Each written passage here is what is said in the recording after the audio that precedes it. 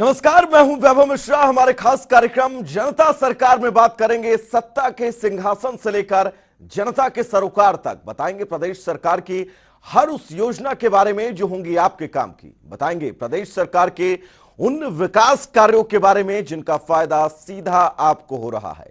तो अगले 30 मिनट तक बने रहिए हमारे साथ और देखते रहिए सिर्फ जनता सरकार।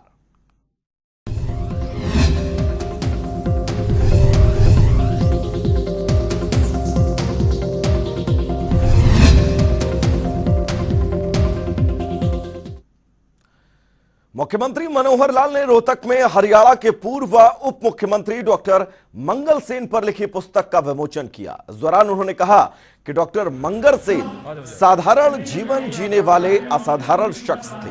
उनके मानव मात्र की सेवा के भाव को देखकर ही लोग उन्हें डॉक्टर कहने लगे थे। साथ ही उन्होंने यह भी कहा कि गरीबों की चिंता करनी है और अंत्योदय के भाव से कार्य करना है। यही मंगल सेन को सच्ची श्रद्धांजलि होगी। सबसे पहले मैं 2 दिसंबर डॉक्टर मंगल सेन जी, उनकी पुण्यतिथि का अवसर है।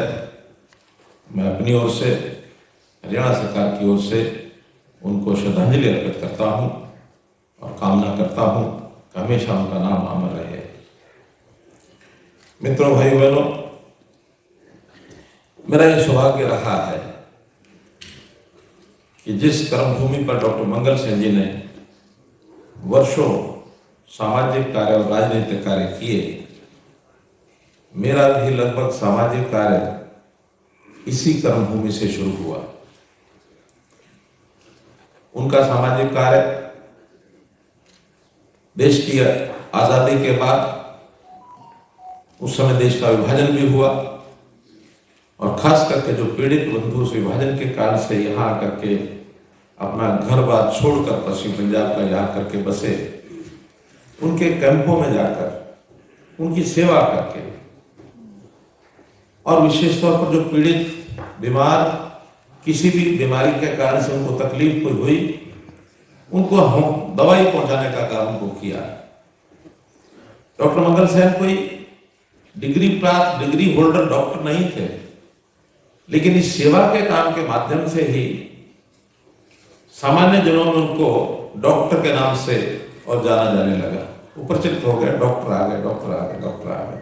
वो अपने हाथ में दवाइयां रखते थे थोड़ी, और उन कैंपों में घूमते थे। सब लोगों को उस समय आवश्यकता होती थी तो जाकर के दवाई देते थे। हरियाणा के मुख्यमंत्री मनोहर लाल आज करनाल पहुंचे। इस दौरान उन्होंने कहा कि किसानों को बातचीत के लिए निमंत्रण देंगे। किसानों पर दर्ज हुए मुकदमों पर मुख्यमंत्री ने कहा कि जब किसानों के साथ बातचीत होगी तब उस पर चर्चा होगी। साथ ही उन्होंने किसानों से अपील करते हुए कहा कि किसानों की काफी मांगे सरकार ने मान ली हैं, अब उन्हें अपने घर वापस जाना चाहिए। सरकार भी 4 दिसंबर को होने वाले किसानों की बैठक का इंतजार कर रही है। वहीं किसानों के इस बैठक के बाद सरकार क्या कदम उठाने वाली है, ये आने वाले समय में पता चल जाएगा। निमंत्रण देंगे उनको। तो लगता है तो समाधान होता हुआ नजर आ रहा है। काफी नजदीक पहुंची है बात। तो दर्ज मामलों के ऊपर कोई विचार किया जा रहा है, तो उनकी सिर्फ एक मांग रह गई है कि जब आपस में मिल बैठेंगे तो बात करेंगे। तो निमंत्रण भेजेंगे सर आज? अभी बात करेंगे। तो अपनी तरफ से कुछ किसान नेताओं को कहना चाहेंगे कि अब काफी मांगे मान ली है सरकार ने, अब वापसी हो जानी चाहिए? नहीं, वो तो मैंने पहले ही अपील किया और दोबारा करता हूँ कि अब उनको वापस से घर जाना चाहिए। फिर भी वो 4 तारीख को 2 दिन बाद मीटिंग करेंगे तो फैसला करेंगे। कुरुक्षेत्र में अंतर्राष्ट्रीय गीता महोत्सव 2021 का शुभारंभ हो चुका है और इस महोत्सव में देश विदेश से लाखों श्रद्धालु आते हैं। इस बार गीता महोत्सव में आजादी के अमृत महोत्सव की झलक दिखेगी। गीता महोत्सव के दौरान मुख्य कार्यक्रम 9 दिसंबर से 19 दिसंबर तक चलेंगे, जिसके तहत हर दिन सांस्कृतिक कार्यक्रम होंगे। तो वहीं 12 दिसंबर को संत सम्मेलन होगा और 13 दिसंबर को महाविद्यालयों में गीता संसद का आयोजन होगा। इसके साथ ही 75वां स्वतंत्रता सेनानी और उनके परिजनों को भी सम्मानित किया जाएगा। वहीं गीता महोत्सव में 1100 विद्यार्थी गीता पाठ करेंगे, जिसमें 55,000 लोग ऑनलाइन जुड़ेंगे। धर्मनगरी कुरुक्षेत्र में अंतर्राष्ट्रीय गीता महोत्सव के मौके पर सरस और क्रॉफ्ट मेले का शिक्षा एवं पर्यटन मंत्री कंवरपाल गुर्जर ने शुभारंभ किया। इस दौरान पर्यटन मंत्री ने कहा कि केंद्र और हरियाणा सरकार श्रीमद् भागवत गीता के प्रचार प्रसार के लिए हमेशा प्रयासरत है, क्योंकि श्रीमद् भागवत गीता जीने का तरीका और जीने का आपको लक्ष्य सिखाती है। इसके साथ ही पर्यटन मंत्री ने कहा कि पर्यटन के क्षेत्र में हरियाणा को आगे बढ़ाने की दिशा में महत्वपूर्ण कदम हर दिन उठाए जा रहे हैं।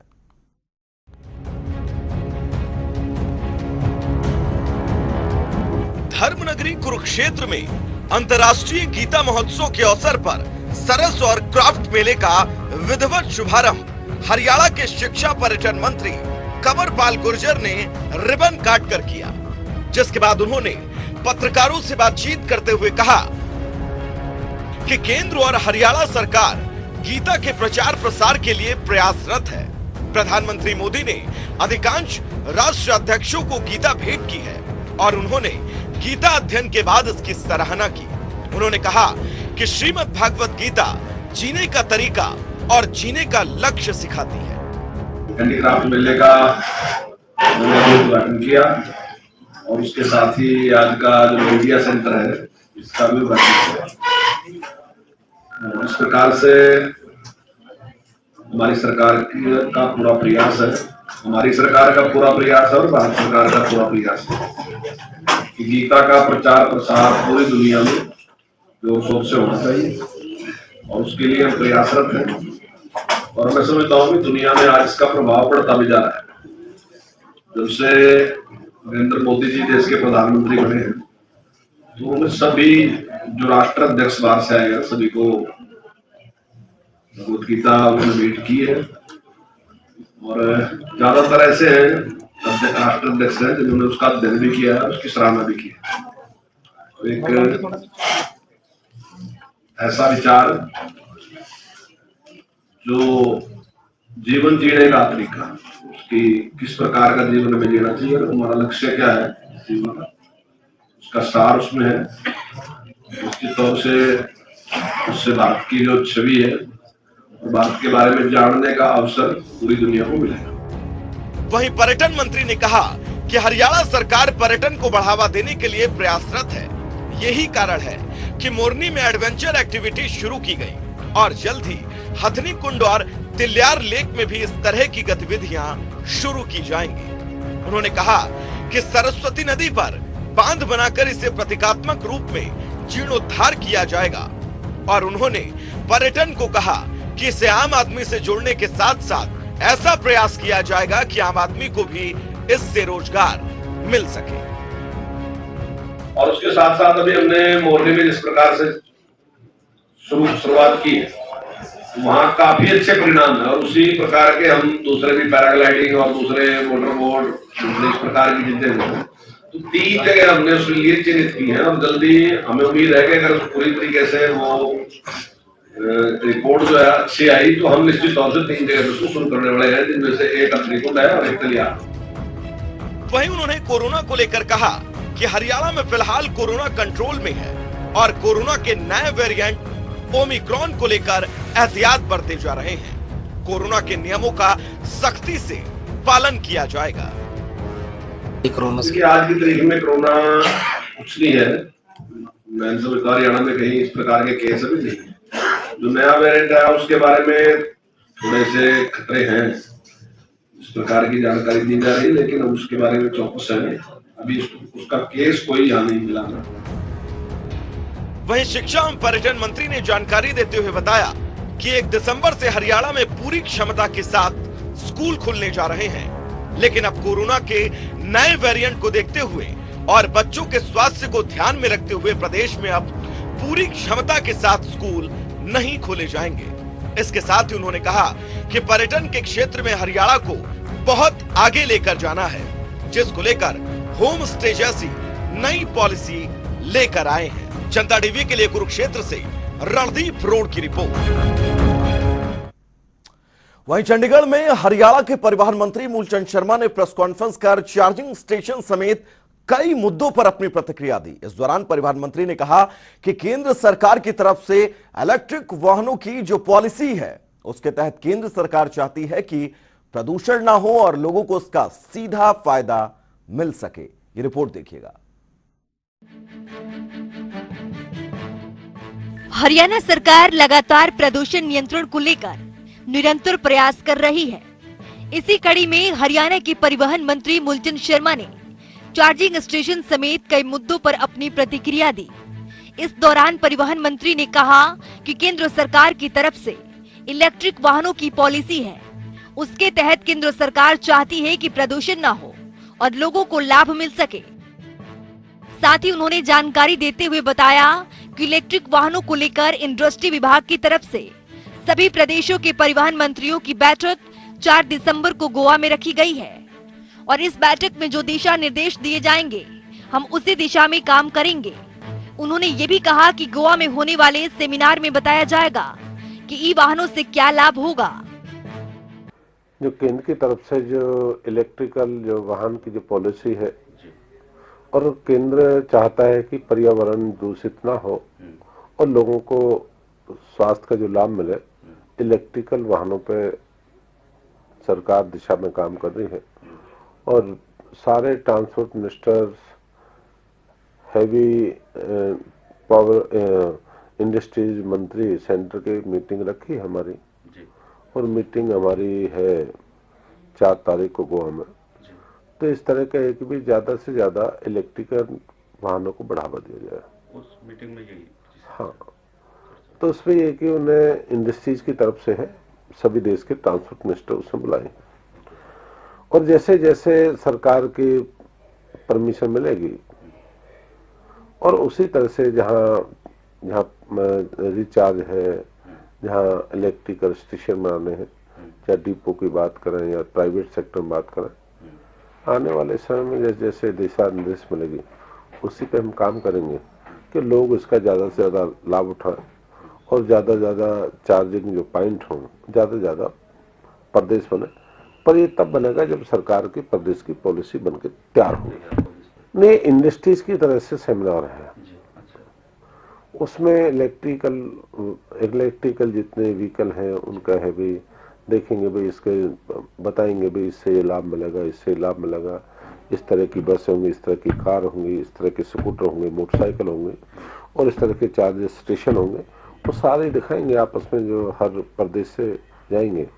तो इसमें धीरे धीरे केंद्र की तरफ से भी इस पर काम और प्रदेश की तरफ से धीरे धीरे आने वाले समय में इस पर भी जब केंद्र की सरकार काम हो, प्रदेश की सरकार भी साथ साथ काम करेगी। वहीं ई बसों की सेवा को हरियाणा में शुरू करने पर परिवहन मंत्री मूलचंद शर्मा ने कहा कि गुरुग्राम और फरीदाबाद में बसों की सेवा को शुरू कर दी गई है। वहीं लॉन्ग रूट पर बसों को शुरू करने पर जैसी पॉलिसी आएगी उसी तरह से हम आगे काम करेंगे। ऐसा हमने ई बसें जैसे हमने फरीदाबाद में की हैं, गुरुग्राम की हैं, जो FMDA GMDM करी हैं, पर हरियाणा जो लॉन्ग रूट है उन पे हमारी दूसरी बस है, डीजल वाली है, दूसरी बस है। तो धीरे धीरे जिस तरह की पॉलिसी आएगी उसी के हिसाब से हम प्रदेश में काम करेंगे कि जो केंद्र की डायरेक्शन होगी, प्रदेश की डायरेक्शन जो मिलेगी उसी के तहत जो लोगों के लाभकारी हो उसी पॉलिसी को हम प्रदेश में लागू करेंगे। स्क्रैप पॉलिसी को हरियाणा में लागू किए जाने के सवाल पर परिवहन मंत्री ने कहा कि NCR क्षेत्र में प्रदूषण के चलते हाहाकार मचा है। ऐसे में 15 साल पुराने वाहनों को केंद्र की पॉलिसी के तहत स्क्रैप करने के लिए राज्य सरकार भी अपनी स्क्रैप पॉलिसी लाएगी। उन्होंने ये भी कहा कि 10 से 15 साल पुराने वाहनों को न चलाएं, ताकि बढ़ते प्रदूषण पर नियंत्रण हो सके। जो केंद्र की तरफ से है, जो स्क्रैप पॉलिसी है, जैसे जो डीजल की जिनको 10 साल हो गए, 15 साल पुरानी गाड़ी जिससे पर्यावरण दूषित होता है, पूरे NCR के इलाके में जो हाहाकार मचा हुआ है, वो आने वाले समय में इनको तो हमें जो केंद्र की तरफ से उनको चलने नहीं दिया जाएगा। आने वाले समय में उनकी पॉलिसी लाएंगे भी, स्क्रैप करने की पॉलिसी हो और ज्यादा से ज्यादा लोग इन दूसरे व्हीकलों को जिसका 10 साल पूरा नहीं हुआ, कम है, उन्हीं को यूज करें, 10 और 15 साल वाले उसको ना करें। परिवहन मंत्री मूलचंद शर्मा ने प्रदूषण नियंत्रण, स्क्रैप पॉलिसी और ई बसों पर बात करते हुए बताया कि केंद्र सरकार के साथ साथ हरियाणा सरकार भी लगातार इस दिशा में आगे कदम बढ़ा रही है, जिससे इन समस्याओं का निवारण हो सके। चंडीगढ़ से पवन सिवर की रिपोर्ट। तो वहीं हरियाणा के गृह एवं स्वास्थ्य मंत्री अनिल विज ने कोरोना के नए वेरिएंट पर कहा कि कोरोना के नए वेरिएंट ओमिक्रॉन पर ट्रीटमेंट और प्रिवेंशन की पूरी तैयारी कर ली गई है। आदेश भी जारी कर दिए गए हैं कि कोरोना से बचने के लिए जो नियम हैं, जैसे मास्क पहनना, सोशल डिस्टेंसिंग का पालन करना, इन सभी को सख्ती से लागू किया जाएगा। हमने पूरी तैयारी कर रखी है, ट्रीटमेंट की भी और प्रिवेंशन की भी। मैंने आदेश जारी कर दिए हैं कि कोरोना का बचने के लिए जो नियम है, मास्क डालना, सोशल डिस्टेंसिंग और गैदरिंग की जो एसओपी है कि इंडोर और आउटडोर कितने लोग इकट्ठा हो सकते हैं, जो हमारी लेटेस्ट एसओपी है, उसका सख्ती से पालन किया जाए। और मैंने कहा कि मुझे दिन प्रतिदिन इसके आंकड़े प्रस्तुत किए जाएं। ट्रीटमेंट के लिए हमारी पूरी तैयारी है, हम पहले से ही तैयारी किए हुए थे। हमारे टेस्टिंग की सभी जिलों में व्यवस्था है। हमारे पास सारी आवश्यक जो मेडिसिन्स हैं वो हमारे पास है। और इसकी ओमिक्रॉन की टेस्टिंग के लिए जो जीनोम सीक्वेंसिंग की आवश्यकता होती है, वो भी हमारी अपनी मशीन हम रोहतक में लगाने जा रहे हैं। चंडीगढ़ में हरियाणा के कृषि मंत्री जेपी दलाल से जनता टीवी ने खास बातचीत की। इस दौरान कृषि मंत्री ने कृषि क्षेत्र के निवेशकों और किसान उत्पादन संगठनों के बीच में हुए समझौते की जानकारी दी। उन्होंने बताया कि इससे किसानों की आय बढ़ाने में मदद मिलेगी और उनको सीधा बाजार से जुड़ने का मौका मिलेगा। मेरे साथ बातचीत करने के लिए इस वक्त जयप्रकाश दलाल हैं, जो हरियाणा के कृषि मंत्री हैं। सर, कई एमओयू साइन हुए हैं किसानों की आय बढ़ाने के लिए, जो सरकार काम कर रही है उसी दिशा में। किस तरह से देखते हैं आप और किस किस तौर के एमओयू रहे हैं? छोटे किसान के हित के लिए हमारे जो प्रधानमंत्री हैं नरेंद्र मोदी जी, वो एक नया विचार लेके आए थे कि किसानों का एक समूह बनाया जाए जिसमें 200, 300, 400 किसान जुड़े और फार्मर प्रोड्यूसर ऑर्गेनाइजेशन बनाई जाए। उससे किसानों की सामूहिक शक्ति संगठित होकर अगर वो रॉ मटेरियल खरीदेंगे, खाद, बीज या पेस्टिसाइड, तो उनकी बार्गेनिंग पावर बढ़ेगी और जो उनका प्रोडक्ट बनेगा इकट्ठा होकर और उसकी ठीक ठीक छटनी करके, पैकेजिंग ठीक करके वो बेचेंगे तो उनकी भाव उनको ज़्यादा मिलेंगे।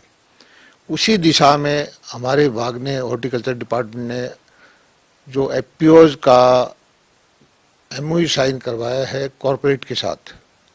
बहुत सारे कॉरपोरेट ऐसे हैं जो एक विशेष क्वालिटी का प्रोडक्ट सारा साल लगातार लेना चाहते हैं और अच्छा भाव देने को तैयार हैं।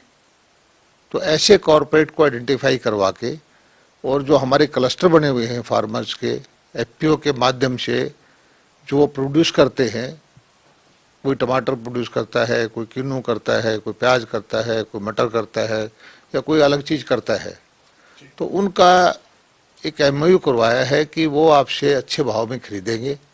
और यही एक लक्ष्य है कि किसान की आमदनी को बढ़ाया जाए, किसान को अच्छा भाव मिले। और 10,000 एफपीओ बनाने का लक्ष्य था पूरे देश के अंदर। हमारे यहाँ 600 एफपीओ बन चुके हैं और अगले साल तक हम 1,000 बना देंगे। और इससे ये है कि जो छोटे छोटे किसान हैं, 2 एकड़ का, 3 एकड़ का, 4 एकड़ का, जो सोच भी नहीं सकता था कि मैं एक बड़े कॉरपोरेट को अपना माल बेच पाऊंगा, उसको एक रास्ता मिल गया है कि संगठित होकर, इकट्ठा होकर वो अपना माल जो 20 एकड़ या 30 एकड़ के किसान को जो भाव मिलेगा, वही भाव 1 एकड़ या 2 एकड़ के किसान को मिल सकता है। जी। सर ये आपने एफपीओ की बात की, एफपीओ जो है वो 600 से ज्यादा बन चुके हैं, 1000 का आपका 2022 तक का लक्ष्य है। किस जिले में, हरियाणा की अगर हम बात करें, हमारे प्रदेश के जो सभी जिले हैं उसमें किस जिले में ज्यादातर रुचि किसान फसल विविधीकरण में अपना रहा है, यानी बागवानी पर किस जिले में सबसे ज्यादा आप रुझान देख रहे हैं, और उस जिले के हिसाब से, वहां के हिसाब से कोई अलग नीति बनाने के लिए भी क्या विभाग काम कर रहा है? नहीं, एफपीओ बनाने का हमारा मकसद ये है कि फार्मर की जो है ग्रुप बनाया जाए। जिस तरह से ऑस्ट्रेलिया के अंदर, कनाडा के अंदर, अमेरिका के अंदर बड़े बड़े फार्मर हैं, 10-10 हजार, 8-8 हजार, 15-15 हजार एकड़ का एक किसान है। हमारे यहाँ 2 एकड़, 5 एकड़, 10 एकड़ का किसान है। तो जो जोत है बड़ी हो जाए, जोत बड़ी हो जाती है तो फार्मर की बार्गेनिंग पावर बढ़ जाती है। जब वो कोई माल खरीदता है तो उसमें सस्ता रेट करवा सकता है, जब अपना माल बेचता है तो उसमें अपनी माल का अच्छा भाव ले सकता है। और एफपीओ हम कोई अकेले एक बागवानी या सब्जियों के लिए नहीं बनाते हैं। एफपीओ बनाने का है कि जो भी किसान पैदा करता है उसके क्लस्टर बना दें। एफपीओ हम डेयरी का भी बनाएंगे, एफपीओ हम शहद का भी बनाएंगे, एफपीओ हम मछली पालन का भी बनाएंगे, एफपीओ हम जो फूलों का उत्पादन करते हैं उन किसानों का भी हो, एफपीओ मशरूम की खेती करने वालों का भी है। और अब लगभग 600 एफपीओ तो बन चुके हैं और हमारा लक्ष्य है कि हम 1000 एफपीओ बनाएं और देश हरियाणा के प्रत्येक जिले में बनाएं। लगभग 22 में से 17-18 जिलों में एफपीओ बन चुके हैं। 3-4 जिलों में हमने अधिकारियों को निर्देश दिया है कि वहाँ भी फार्मर जो भी कुछ भी पैदा करते हों, कुछ भी करना चाहते हों, उनको कलेक्टिव सामूहिक खेती करने की तरफ बढ़ाया जाए। कोऑपरेटिव तो नहीं कहेंगे इसको, लेकिन इकट्ठा किया जाए किसी तरह से। फार्मर इकट्ठा होने से उनकी जो ताकत है वो बढ़ती है। सर दिल्ली एनसीआर में जो फूल मंडी बनाने का कॉन्सेप्ट था, या फिर मसाला मंडी या सब्जी मंडी एक बनाने का कॉन्सेप्ट था, उस पे कितना आगे बढ़े हैं, कब तक उस दिशा में काम पूरा कर पाएंगे? नहीं, सबसे ज्यादा तो बड़ा प्रोजेक्ट जो है, एशिया का सबसे बड़ा प्रोजेक्ट है गन्नौर के अंदर 550 एकड़ में लगभग 7-8 हजार करोड़ रुपए की लागत से हमारा जो हॉर्टिकल्चर मार्केट गन्नौर में बनने जा रहा है। इसका टेंडर अगले 10-15 दिन में लग जाएगा और ये एक किसानों के लिए सबसे बड़ा वो बेंचमार्क कदम होगा। देश की सबसे बड़ी मंडी होगी और इससे हरियाणा के किसानों को बड़ा भारी फायदा होगा, क्योंकि हमारे किसान जो आमतौर पर गेहूं धान की खेती करते हैं उनको डाइवर्सिफाई करने में वो फलों की तरफ, सब्जियों की तरफ या मसालों की तरफ या किसी और चीज़ की तरफ जाएंगे और हमारे यहाँ लोकल मंडी इतनी बड़ी हो जाएगी तो उसको भाव भी अच्छा मिलेगा। और ये मंडी ऐसी होगी जिसमें अंतर्राष्ट्रीय बायर भी आएगा, यहाँ से एक्सपोर्ट भी होगा, यहाँ से प्रोसेसिंग भी होगा और कॉर्पोरेट भी यहाँ से खरीदेंगे। और गुड़गांव के अंदर हम फूलों की मंडी बना रहे हैं। यहाँ हमारी एप्पल की मार्केट जो है पिंजौर में वो बनी रही है। मसाला मार्केट हमारी शेरशाह गांव है सोनीपत में, वहाँ बनाने की हमारी प्रपोजल है। और भी तरह तरह की चीज़ों की हमारा मकसद ये है कि जो किसान का प्रोडक्ट है उसके दरवाजे पर हम अच्छी मंडी या अच्छी मार्केट बायर को वहाँ लेके आए, खरीदार को लेके आए और जितना ज़्यादा से ज़्यादा भाव किसान को मिल सके वो उसको दिलवाए। हाल ही में हरियाणा की मंत्रिमंडल में बी कीपिंग पॉलिसी जो है वो बनाई गई है, उसको मंजूरी दी गई है। बी कीपिंग पॉलिसी का आप किस तरह से किसानों को फायदा हुआ? जो छोटे किसान हैं जिसके पास जमीन नहीं है, बी कीपिंग एक ऐसा काम है कि आप डब्बे ले जा करके 100 डब्बे 200 डब्बे मधुमक्खियों के कहीं भी नहर के किनारे, कहीं सड़क पे, जहाँ मर्जी रख सकते हैं। और आमतौर पर कोई किसान इससे मना भी नहीं करता, क्योंकि जहाँ मधुमक्खियाँ जाएंगी उससे परागण होगा, फसल भी बढ़ेगी। सरसों का इलाका है और कहीं है, तो इसके लिए हमारे यहाँ सेंटर बना हुआ है रामगढ़ में और इसकी ब्रांडिंग भी करेंगे और किसानों को ट्रेनिंग भी देंगे। और जो छोटे छोटे बगैर ज़मीन के किसान हैं जिनके पास अपनी कोई खेती बाड़ी की ज़मीन नहीं है, उनको भी कोशिश करेंगे कि इसे ट्रेनिंग दे करके बी कीपिंग की तरफ उनको बढ़ावा दें और उनके उत्पाद की मार्केट भी हमारा विभाग करवाने की कोशिश करेगा। सर अंतिम सवाल है, पिछले दिनों जो फसल खराब हुई थी उसके मुआवजे को लेकर विशेष गिरदावरी के आदेश हुए थे। गिरदावरी की रिपोर्ट आनी शुरू हो गई है क्या सर, और कब तक किसानों को सरकार राहत देने पर जो काम करेगी? नहीं, स्पेशल गिरदावरी के ऑर्डर हमारे मुख्यमंत्री जी ने कर दिए थे। इसकी एक प्रोसेस होती है कि पहले पटवारी करता है, फिर तहसीलदार, एसडीएम, कुछ परसेंटेज डिप्टी कमिश्नर और कुछ परसेंटेज कमिश्नर तक को करनी होती है, तो अलग अलग डिप्टी कमिश्नर और कमिश्नर से गिरदावरी की रिपोर्ट आनी है, कुछ से आ चुकी है, और जब सारी प्रदेश स्तर पर ही आ जाएगी, इसका सारा संकलन करके और जो किसानों का जो मुआवजा है वो रिलीज करते हैं, जल्दी ही हो जाएगा। हमारे साथ हरियाणा के कृषि एवं किसान कल्याण विभाग के मंत्री जयप्रकाश दलाल थे, जो बता रहे हैं कि कृषि क्षेत्र के निवेशकों ने कई एफपीओ के साथ एमओयू किया है, इससे किसानों को फायदा होगा। और इसके अलावा जो हरियाणा सरकार की किसानों की आय को बढ़ाने के लिए तमाम जो कदम उठाए जा रहे हैं, उनकी जानकारी जेपी दलाल ने दी है। वीडियो जर्नलिस्ट विजेंद्र सिंह के साथ पवन सिंह, जनता टीवी, चंडीगढ़।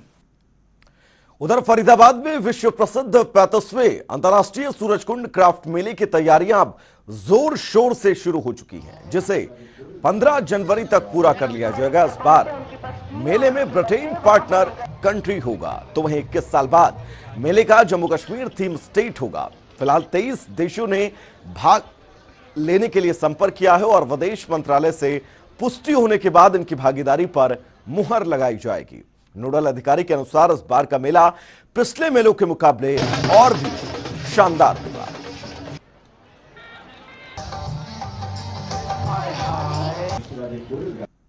देश से और विदेश से पार्टिसिपेशन कॉन्फर्मेशन हमारे पास पहुंचना शुरू हो गया है और अभी तक 23 देशों की कॉन्फर्मेशन हमारे पास पहुंच चुकी है। इसका विदेश मंत्रालय से जैसे ही हमारे पास इसकी फर्दर कॉन्फर्मेशन आएगी, उसके अनुरूप आगे इसकी पार्टिसिपेशन को इंश्योर किया जाएगा। बाकी देशों से भी लगातार ऑलमोस्ट ऑन डेली बेसिस हम संपर्क में हैं और ये नंबर ऑफ कंट्रीज़ का जो कॉन्फर्मेशन है ये बढ़ता जा रहा है। तो जनता सरकार में फिलहाल के लिए इतना ही। रुकेंगे एक बहुत छोटे से ब्रेक के लिए, कहीं जाइएगा नहीं। जनता टीवी पर खबरों का सफर लगातार जारी रहेगा। नमस्कार।